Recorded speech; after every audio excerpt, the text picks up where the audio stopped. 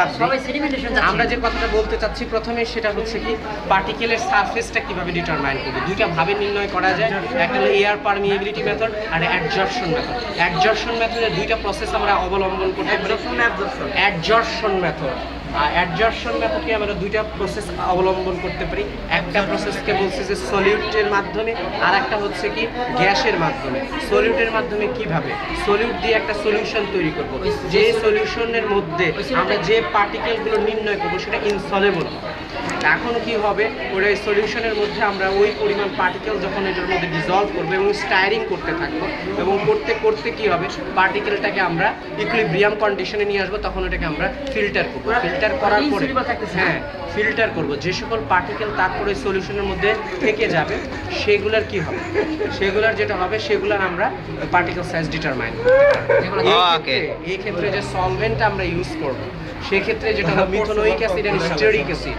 মিথেনোইক acid and stearic acid এতে insoluble হয়ে থাকে, এবং যেটা হয়েছে স্টেরিক অ্যাসিডের আকৃতিটা লিনিয়ার হয়ে থাকে, যার ফলশ্রুতিতে অ্যাডজর্পশনের কাজটা অত্যন্ত দ্রুত গতিতে হয়। এই জন্য আমরা এখানে স্টেরিক অ্যাসিডটা বেশি ব্যবহার করি। এটা হলো একটা কথা। এবং আর একটা জিনিস যেটা বলা হয়েছে, গ্যাস এক্ষেত্রে একটা খুব গুরুত্বপূর্ণ ভূমিকা পালন করে অ্যাডজর্পশনের ক্ষেত্রে।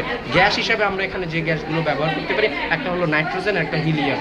Both are inert gas, and নাইট্রোজেনটা বেশি ব্যবহার করা হয়। তার কারণটা হচ্ছে যে নাইট্রোজেনটা যেটা সেটা হলো ইনএক্সপেন্সিভ, এটা একটা কারণ।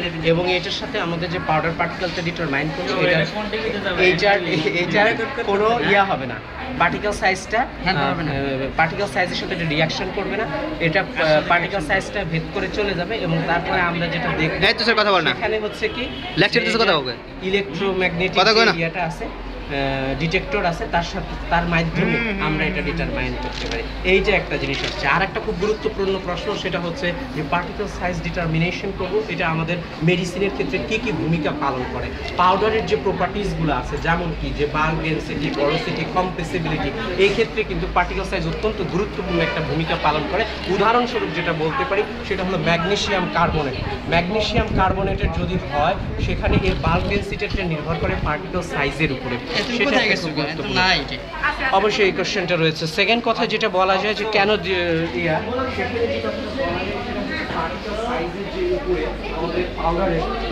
ফ্লো প্রপার্টিসটা নির্ভর করে, যত বেশি ফ্লো প্রপার্টিসটা নির্ভর করে থাকে। তাছাড়া আরেকটা কথা বলা যায় যে সেটা হচ্ছে ডিজলিউশন, ড্রাগের dissolution. Most of the drug যেসব ইনসলেবল ইন নেচার, তাদের কি হয়, তাদের যদি ডিজলিউশনের ক্ষেত্রে অত্যন্ত গুরুত্বপূর্ণ ভূমিকা পালন করতে আমাদের পার্টিকেল সাইজটা ইয়ে করা। ইন জেনারেলি যেটা বলা যায়, যেটা হয়েছে পার্টিকেল সাইজ যত ছোট হবে তত বেশি পার্টিকেলটা ডিজলিউশনে যাবে, হ্যাঁ, তত বেশি ডিজলিউশন হবে। এটা আর একটা জিনিস বলা হয়েছে যে ড্রাগের যে অ্যাবজর্পশন ক্যাপাবিলিটি, যার সাথে ফার্মাকোলজিক্যাল অ্যাক্টিভিটি নির্ভর করে, সেটাও পার্টিকেল সাইজের উপরে নির্ভর করে। তাছাড়া যেটা বলতে পারি সেটা হচ্ছে কি তারপরে যেটা বলছি সেটা হচ্ছে যে পার্টিকেল সাইজের সাথে কেমিক্যাল প্রপার্টিজও নির্ভর করে। পার্টিকেল সাইজ যত ছোট হবে, সারফেস এরিয়া তত বড় হবে, এবং অক্সিডেশনটা তত বেশি। স্যার, আমার মধ্যে আপনার একটা প্রশ্ন আছে যে সেডিমেন্টেশন মেথড, এটা কি? আই ডোন্ট নো, এটা জানি না। পাস।